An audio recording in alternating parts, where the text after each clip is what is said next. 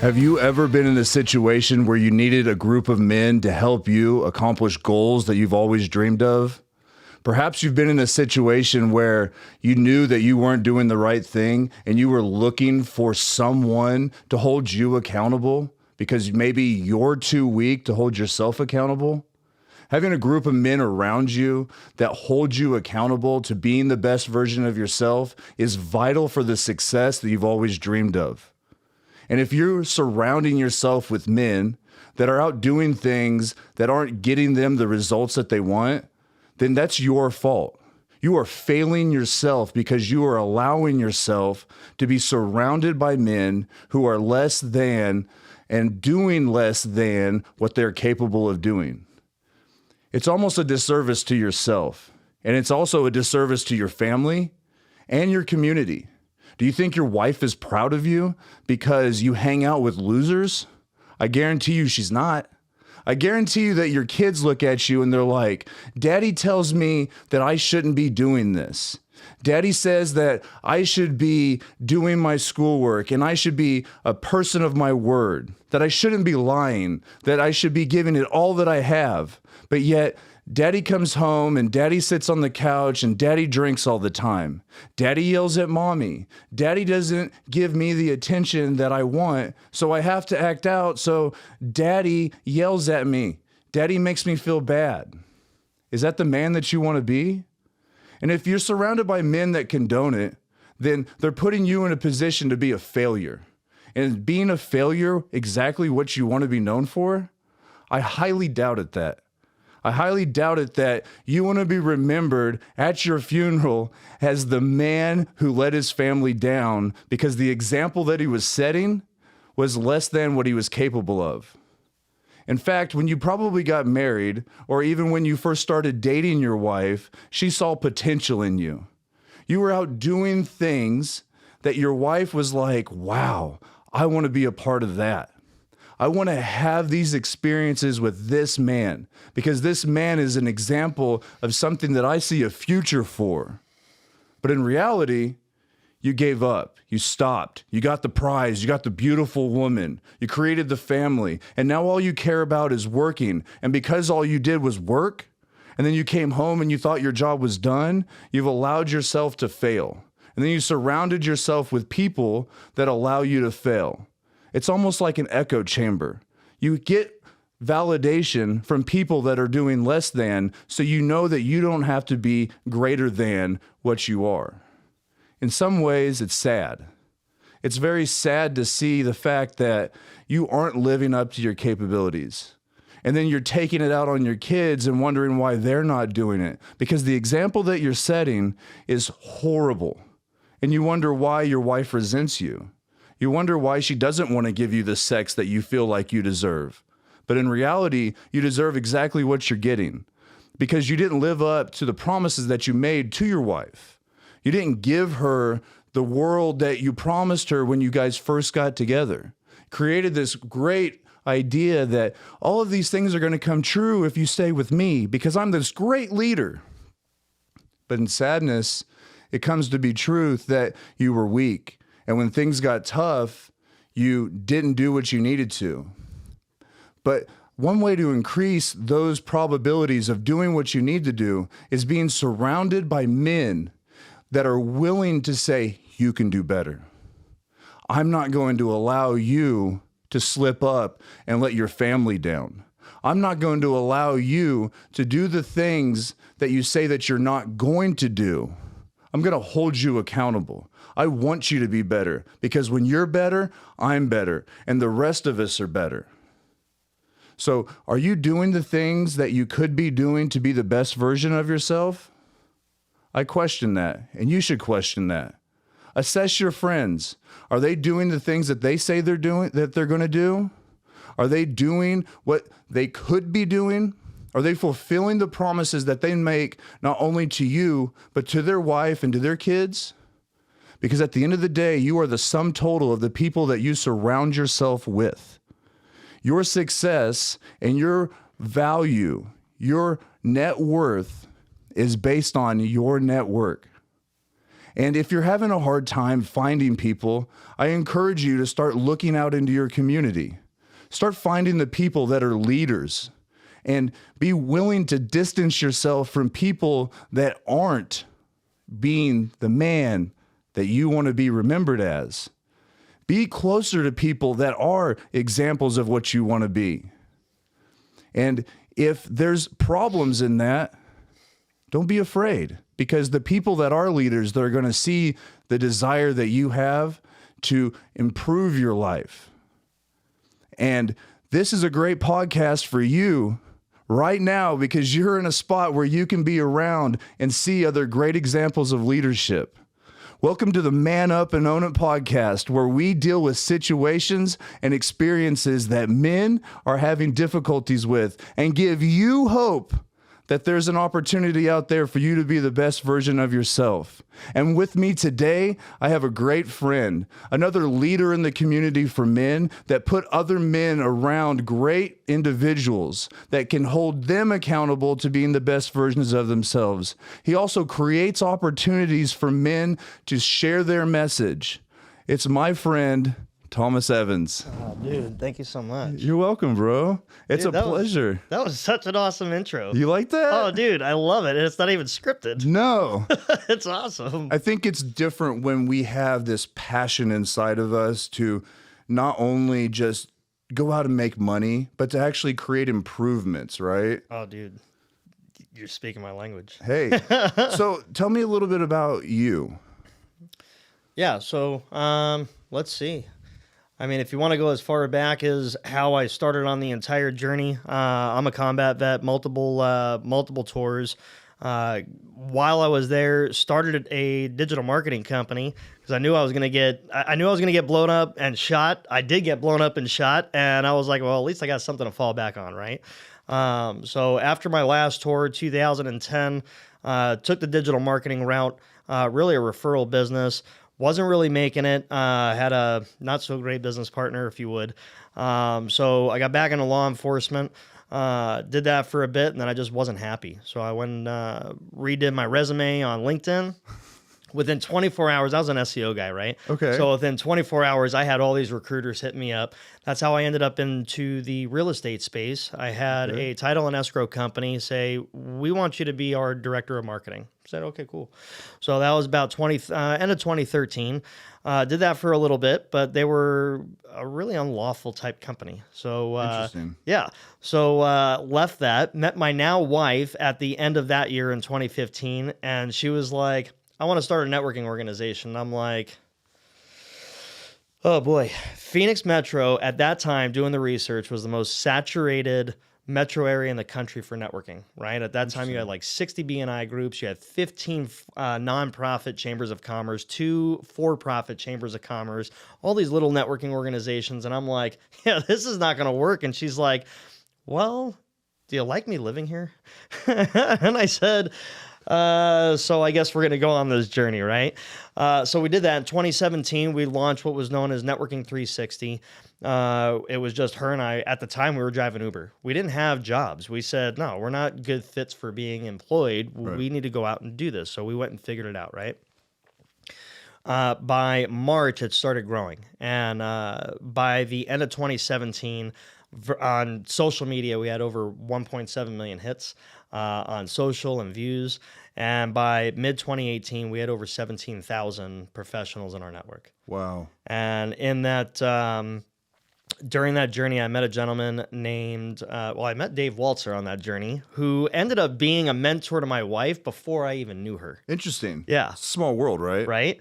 And so the same day in 2017, June 27th, I happen to know dates. It was at a Blue Martini event. We had over 250 people at the event in itself. And so Dave Waltzer was there. I met him. And then I met my now business partner and CEO, Brandon Barnum, who owned a company called Refer.com. Refer.com was a virtual referral network, much like Alignable. Yeah. He acquired a company called Referral Key, and they had 5 million members worldwide. Right. And that company got acquired at the end of 2018. And he said, T, it's time. We need a partner. You guys got the ground game. You got the social game. I know the tech game. You've been in a little bit of tech. Let's go ahead and create something awesome for professionals who serve homeowners. Okay. That's really interesting. So that was March of 2019. We actually stopped operations with Networking 360, which was actually kind of a blessing in disguise because we know what happened exactly a year later with the scandemic hitting and kind of just stopped operations when it came to networking, right? Yeah. When we saw out an opportunity to acquire HOA.com as a domain and said, wow, this puts us in a lot of verticals. Him and I were both from the real estate community. He owned a mortgage brokerage in Oregon prior to the crash. I had at that time already been in title and escrow, already owned a real estate brokerage, and I'm like, this gives us a lot of opportunity, but the biggest opportunity there was two things: to change the way that HOAs were done. Okay. Because right now it's really a Gestapo, right? Right. 65% of homeowners dislike and distrust their property management company. Right. They don't do what they say they're going to do, or they're Nazis running around giving you tickets because you got a weed in the front. What if I told you that in the 1960s, when they developed HOAs entirely, they were never purposed to serve the homeowner? It makes sense, though. Right? They were there to really police you and add another tax. Right. So we said, well, if we could be an authority brand and be HOA.com, could we go and change the dynamic of what that looks like? Right. So that was really our first mission. Second mission, well, I should say that should be the second mission. First mission was to bring in professionals that a homeowner can trust. Gotcha. For 20 years since Google came out in 1997, we've all been doing business with people that we do not know, like, and trust. Right. Right? We get pitch slapped every single day online, whether it be Facebook or Google. And rarely is word of mouth something that is used nowadays, right?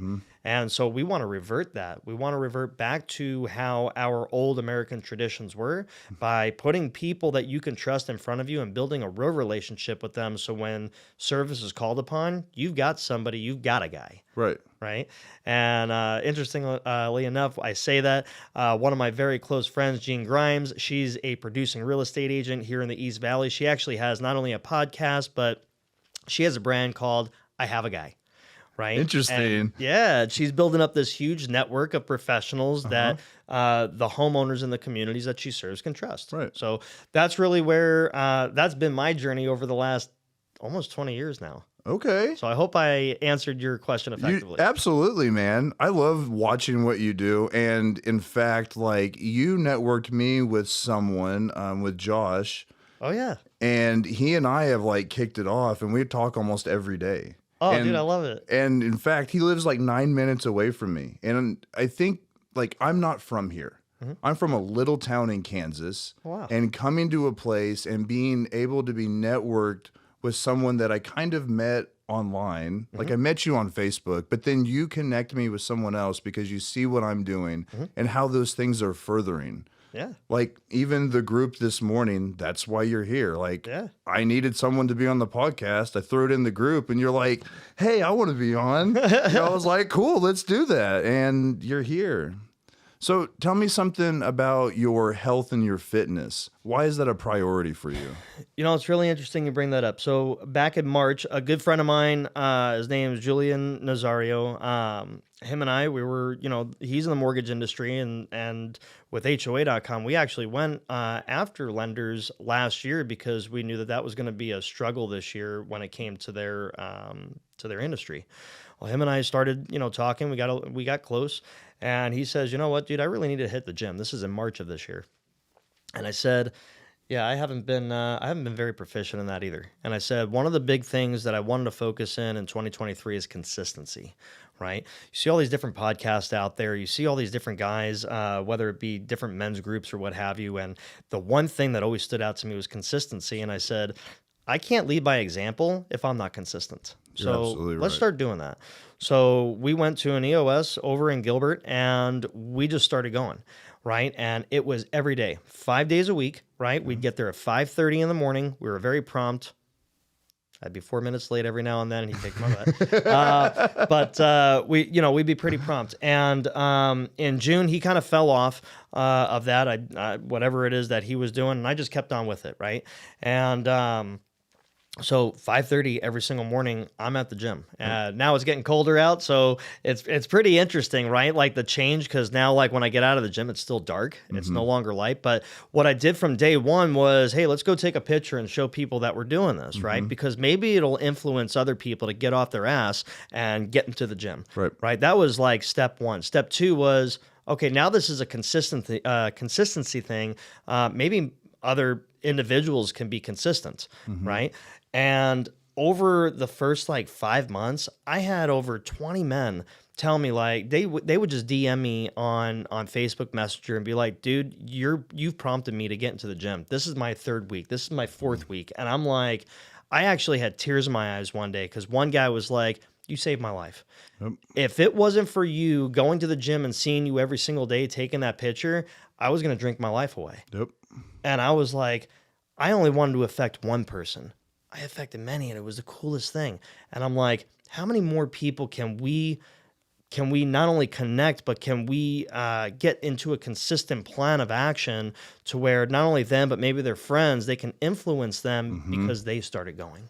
And I started seeing this trend, and it was just amazing. And I'm like, I can't let off the gas on this. I got to just continue it. So I've continued down that path, and there's just no reason to stop because now my time clock in my head, I don't even go by my alarm anymore. I get up, I get dressed, I go to the gym, I get back, and I have my routine. And how do you feel once the workout's over? It starts my day off because as soon as I get home, it's a routine, right? So I get home, I get coffee for my wife, I get milk for my child because they're just waking up, right? I go outside for 20 minutes and I pray. Okay. I pray every single morning for 20 to 30 minutes, and it's my time to have my relationship with our Creator. Absolutely. Right? And that has changed the dynamic of my life, my family's life, because there's there's obstacles that I had that I no longer have. Yeah. And I contribute that to not only the consistency, but prayer and having a relationship with our God, right? And so I've seen other individuals that have gone down that path, and now it's like I'm gravitating, or others are gravitating towards the group of other individuals that I have around my inner circle, like yourself, that are doing the same thing. And I'm like, oh, I'm not the only one. This is really awesome. Right. Well, I think we start attracting that. And when we see people, especially men that we respect, doing the stuff that we want to be doing, it gives us validation as to why I should do it or continue to do it. You brought a really good point up about having that relationship with the Creator, right? And I think that us working on ourselves, especially our physical self and taking care of ourselves, is a great representation of respect to the Creator. 100%. He gave us this opportunity, and it's our job to take care of it. So tell me, what's your favorite exercise? I gotta say biceps, man, because I look at yours and I'm like, I got work to do. Yeah. I do that in the mirror. Even my wife in the morning be like, wow, you've changed. And I'm like, Good. I got a lot of catching up to do. Hey, but you know what, though? I think that speaks a huge number right there is other people see the change in what's happening for us, even when we don't see it. For sure. And like you made a good point about someone reached out to you to tell you about how their life changed positively. Now think about he changed, and now that's like that trickle down effect. Yeah. Yeah. And then, where did you get your structure from? Did you think you got it from the military? You know, it's interesting because I've been in the gym for 20 years, different individuals, you know, they would see me working out back in the day, and I would just naturally just start training them because I want to contribute to our society. So if I have some knowledge base, I want to be able to give it. I would watch videos to, you know, kind of train myself, right? And I've had trainers in the past. We had a gentleman, his name was Frankie. Guy's like nearly 60 years old, and he could bench press 400 pounds. Oh, yeah. I mean, like, he got he got myself and my wife in the best shape of our life back in 2018. And so I continued to remember what he would teach us, nice. And I just followed suit, right? Like, I've got another good friend of mine. His name is Mike. He's been a bodybuilder for all of his life. He's in the health and wellness space as well. And he told me, I called him up and I said, hey, Mike, Manu. Yeah. And he was like, you do know that you don't need to be in the gym for an hour or 2 hours. Go in there. This is what I want you to eat. You want to go and start getting lean? go eat lean. So I started doing that, right? And I started seeing results. And then he's like, go in there for 20, 30 minutes, focus on one body part, right? Like whether it be legs that day or back or what have you. And he's like, get in and get out. And I'm like, wow, because now I don't have to waste time, because that's really what it is, right? When you go in there and think a long duration, oh, I got to work out all these body parts. No, you don't. Exactly. It's actually not effective, right? And you're probably one of the best to be able to tell us about that. Right. I have a bunch of different ways that we train, but like it just kind of depends on the needs of the individual. And you're absolutely right when it comes down to like, you don't got to spend that much time in there. You really don't. And in fact, it becomes a replacement for another issue that you have. Like it becomes an addiction in a way. Yeah. And it may not necessarily be positive for you. It became a very negative thing for me that actually almost killed me at one point. Interesting. But that's another story for another time. I am interested, though, in what's a struggle that you have learned to kind of overcome that other men might be facing? That's a really interesting question. I'd probably say if I could be candid, it'd probably be communication with my wife, right? We've had those struggles. We've been together for 8 years now, right? And I would say struggling entrepreneur would probably be like at the top of that, right? And it was both of us, because when we got into our relationship, not only did we get in a relationship with ourselves, we got in a relationship with our business. And I think one of the biggest struggles with that had a lot to do with separating business from our personal life, right? Which I think the scandemic had a lot to do with that separation. We actually went through a 9-month separation in different homes. Interesting. Right. And I just kept forward with the mission in itself. And I guess, when we got to a certain point in our business last year, she was like, something changed about you. And a lot of that had to do with the fact that I had a drinking problem back then, and I stopped that. I won't even allow whiskey in my house anymore, right? Because I noticed that was getting in the way of my relationship with her and my relationship with my young son. Good. Right? And so I won't even allow a bottle of whiskey in my home anymore. Good. But I think when you ask the question of, actually, can you repeat that question again? What's something that you've struggled with that other men might be struggling with? Yeah. Communication, right? All of us have different personalities, right? I would be considered more of a high action, high knowledge. My wife is high blueprint. Oh, she's a data person. Right? Yes, she's very structured. Yep. Me, I'm just on the cuff. Let's go. I am a let's go guy, right? For her, she's like, stop rambling. All you do is ramble. And when you think about your excitement when it comes to business, because when you start doing well in business, it gets really exciting when you want to share it with somebody, especially your other half, right? Or I should say your better half. But you've got to be conscious the fact that that's really not a need for them.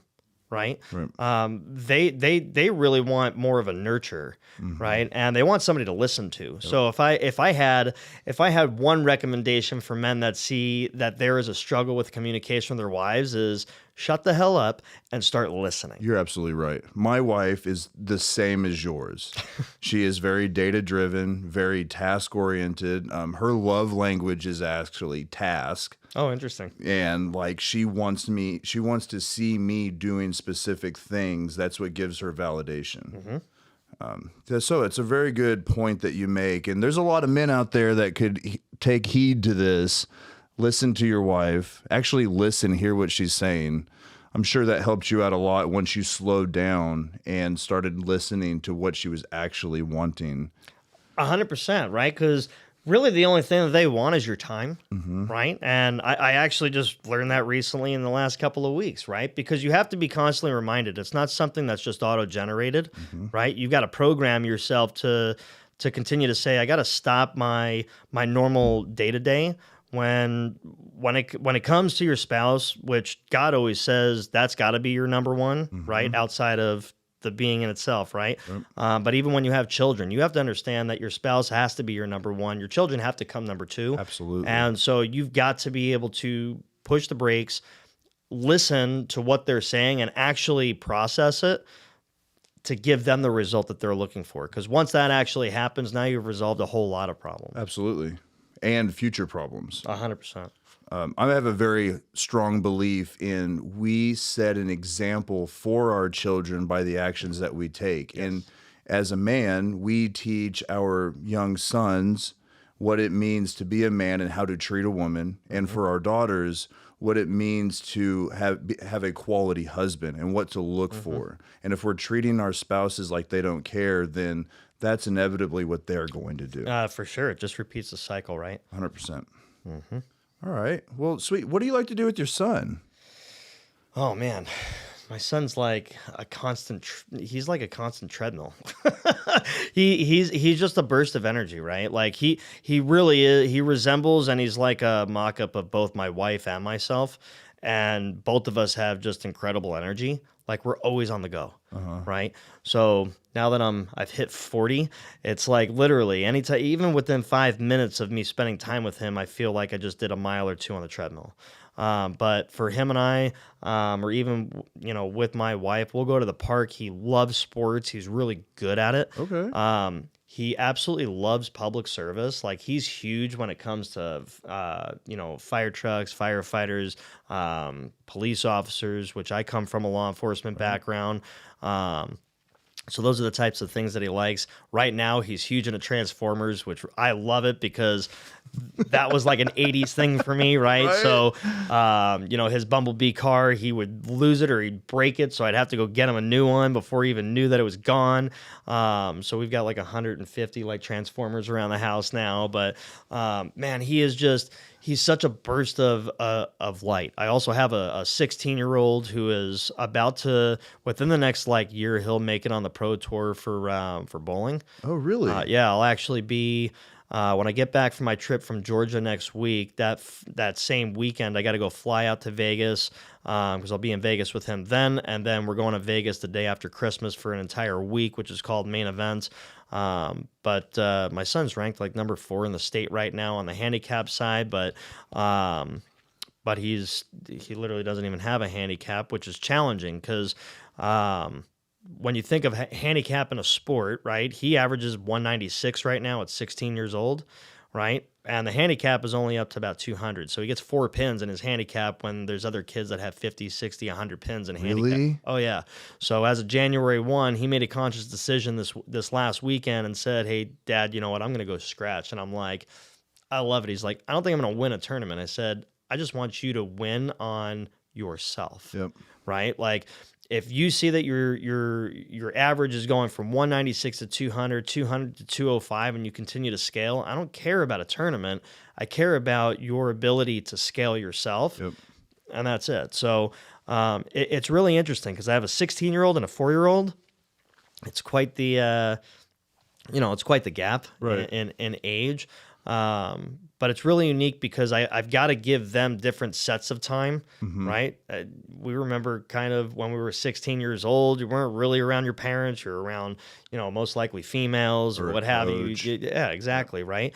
So it's 2 very different relationships, but I get to do things with my 16-year-old that I can't do with my 4-year-old. Right, absolutely. Right? Like we can go to sports games or we could just go out and just have fun, shoot the shit if you would.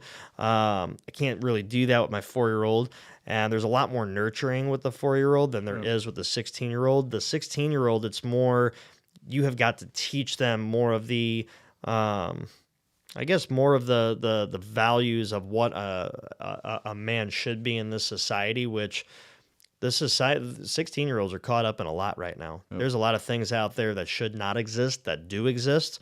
And so to kind of, I guess a good word would be maybe deprogram them from the things that they actually see or what they're actually taught in school is probably one of the biggest challenges. Fortunately for us, my son is a complete conservative and Christian, so he doesn't see any of the what you would consider a norm in the United States right now to be a norm. He actually he deflects it. Now, how much of that do you think is because you are active in his life?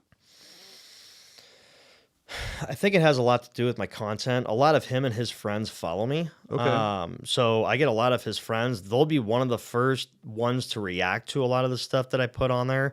And so maybe it has a positive effect. That's a really interesting thing that his friends are liking or responding to your content, which inevitably would put more influence on him to be like, damn, dad's right.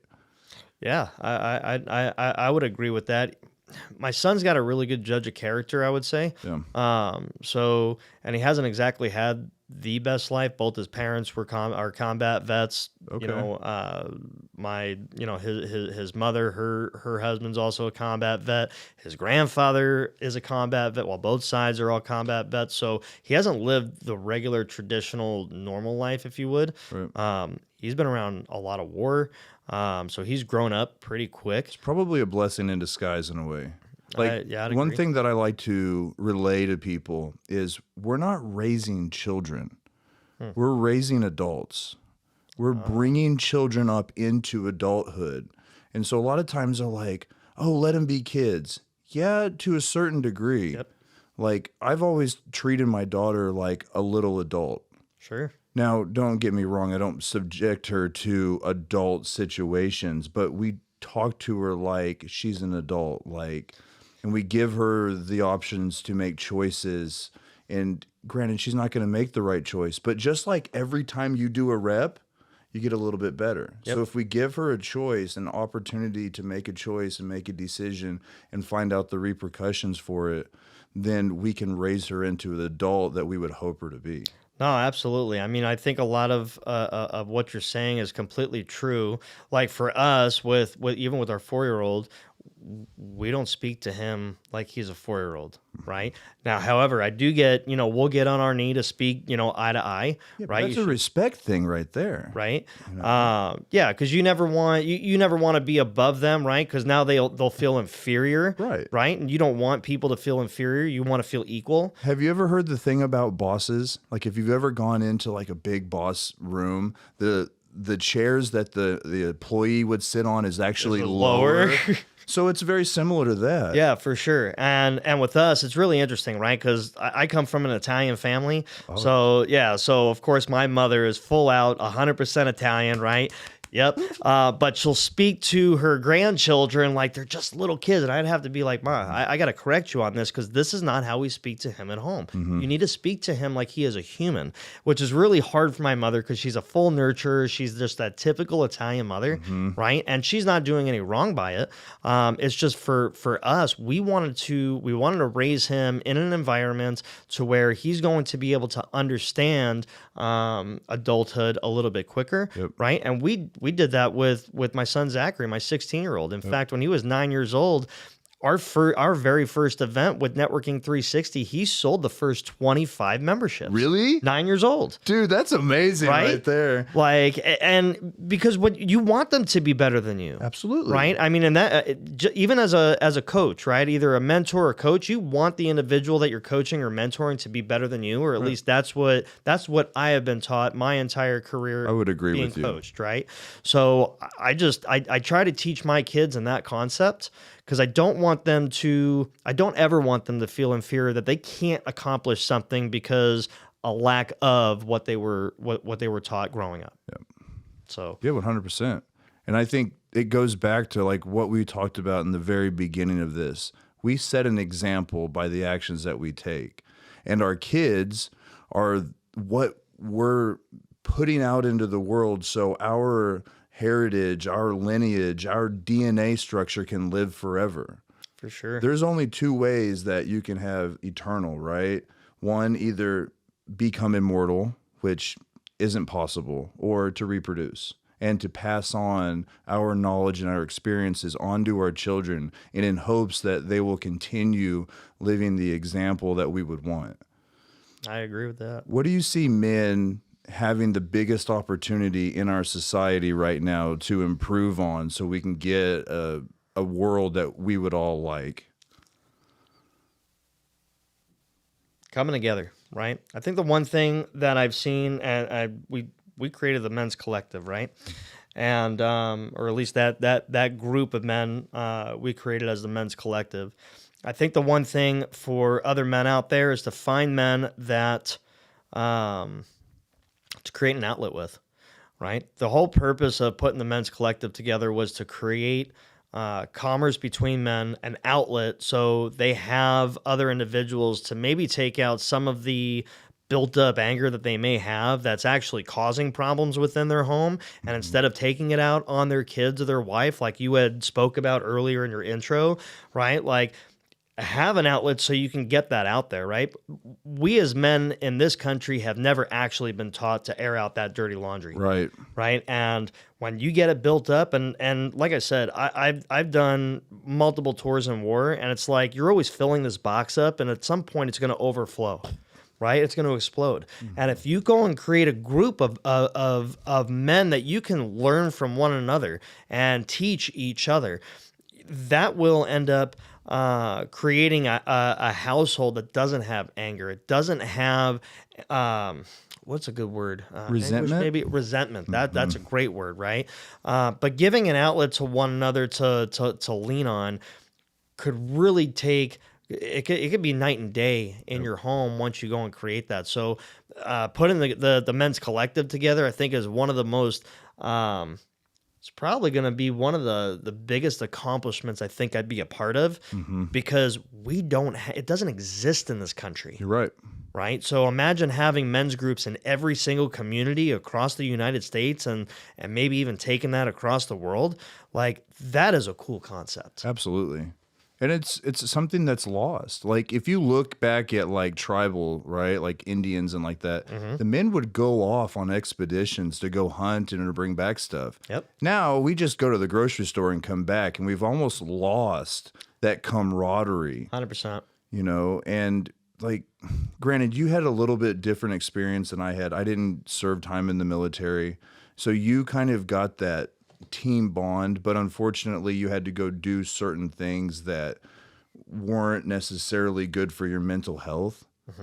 But you created a bond, and I don't think we have that here, and what we do have here may not necessarily be fruitful for us. Like, you look at men, they go and sit down and get plastered and watch a sporting event, versus going and sitting down and talking to each other about, hey, what do you got going on? What are you struggling with?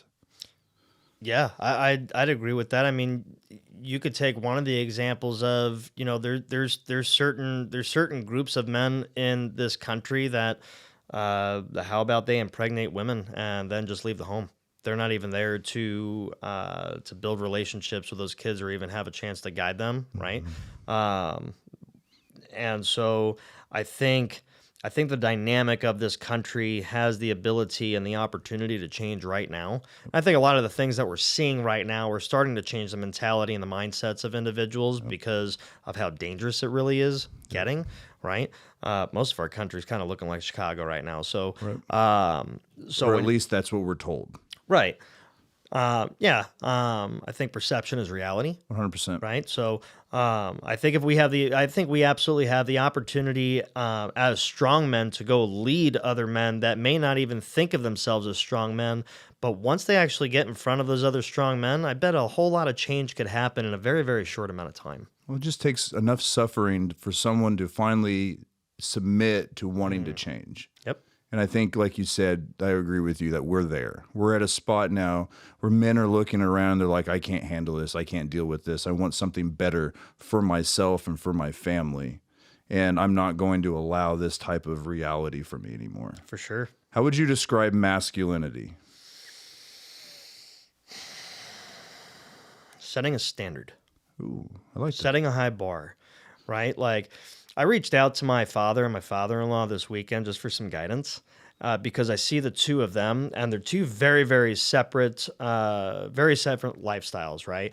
My father was blue-collar union on a second retirement, right, has worked for 50 years, and my father-in-law, who's probably about 10 or 12 years younger than him, very successful businessman, has his own business, very, very successful. But both of them have characteristics of setting the bar very, very high on integrity, on lifestyle, on work ethic, right? So I always lean on them for guidance because they've got knowledge and experience that I probably don't have, or if I have it, I probably have not noticed it. So going to them and asking them for some guidance, I find extremely beneficial, right? Because there's a lot of guys my age at 40 years old that don't have that. Absolutely. Right. So that I find as one outlet. But I hope I answered that one. No, absolutely. You hit that right on the head. Awesome. And, you know, it goes back to like the theme of this was finding other men that you can talk to that'll give you sound advice. And you've had it growing up and now you're supplying it for other men. And I want to thank you for that because we need more of that in our lives. Oh, we do. I do. You do. Even those that are at that, even those that are looked at as coaches, they still need mentors. Absolutely. They still need coaches. They need a circle of other men that can keep them accountable, right? And we don't know it all. Of course not. Right. And even if we did, we still want to reach out to get another perspective. 100%, dude. Like seeing and understanding and being compassionate to other people's perspectives, I think is what creates us in growth, right? Being singular or I only have this one mindset. Well, you're actually in the wrong if that's where you're going, right? Like I'm very open to other people's perspectives as long as they share the same values as I do. I am very open to looking at other perspectives and not just my own. That's cool. Hey, so one thing that I see, and this is the last thing I got for you, is insecurities in men. How do you see that playing out when a man is insecure? Like, how does he exhibit his insecurities? I would say just from my experiences, right? Because I was one of those guys that back in the day, oh, I'm so masculine. I don't actually have to acknowledge the insecurities that I have. Here's the reality. You actually become a much better person when you identify that you have it and go seek help for it, right? I think the one thing with men's groups, and I love that we've connected on that ground, is, and I've never been an individual that, goes to psychologists or likes to talk, but when it comes to being surrounded around other good men, I've got no problem with airing out my dirty laundry because they're going to be there to help me and support me and get me through it. You end up finding at the end of the day that you no longer have those insecurities when you find the right individuals to be around that'll help you grow. Absolutely. All right. Well, hey, man, can you tell the people how they can get in contact with you if they want some of that support? Yeah, absolutely. One of the best ways to go check out what it is that we're doing, you can go to HOA.com. But if you'd actually like to have a one-on-one with me, I do have connectwitht.com. You can get on a Zoom call 30 minutes. I'd love to be able to find out what you're about and see if I can offer any value or connections in your life. Yeah, and if you want to find out about our men's group that we're building right now and want to be a part of it and you're in the Phoenix area or anywhere close to us, reach out to them. I mean, this is some great stuff that we're accomplishing, that we're creating. We've got some really crazy events getting ready to happen to connect a lot of fucking men. Like, if you want to do something better with your life, challenge yourself. Look at those insecurities and don't be afraid of them. Because that afraidness is actually what stems anger. Anger is a byproduct of other emotions. Absolutely, it is. It's a way that we hide what's actually going on inside of us. So, like, you don't have to be scared. You don't have to be afraid. You don't have to be insecure. You can surround yourself with other men like Thomas, like myself, like a bunch of other guys that you're going to find on this podcast. And I want to thank you for being on the Man Up and Own It podcast. Don't be afraid to face your insecurities. Brother, it's a pleasure. Thanks, bro. I appreciate it, man. Dude, that was awesome.